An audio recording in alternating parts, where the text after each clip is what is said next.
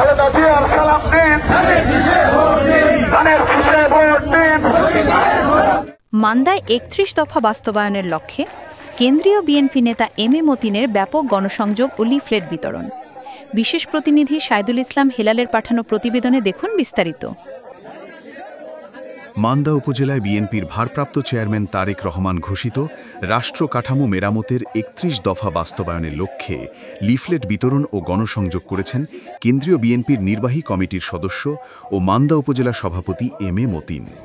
শুক্রবার বিকেলে কস ইউনিয়নের পাঁজর ভাঙা বাজারে অনুষ্ঠিত কর্মসূচিতে তিনি লিফলেট বিতরণ ও স্থানীয়দের সঙ্গে সরাসরি আলাপের মাধ্যমে ৩১ দফা কর্মসূচির বিস্তারিত তুলে ধরেন।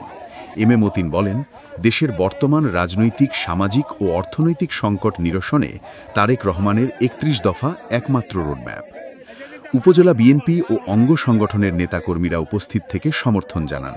এ সময় উপজেলা বিএনপির যুগ্ম সাধারণ সম্পাদক আবুল কালাম আজাদ, সাংগঠনিক সম্পাদক শামসুল ইসলাম বাদল, অ্যাডভোকেট কুমার বিশ্বজিৎ সরকার, যুবদল ও অন্যান্য অঙ্গ সংগঠনের নেতৃবৃন্দ অংশ নেন। স্থানীয় গণ্যমান্য ব্যক্তি ও সাধারণ জনগণের স্বতঃস্ফূর্ত অংশগ্রহণে পুরো এলাকায় রাজনৈতিক প্রাণচাঞ্চল্য দেখা যায়।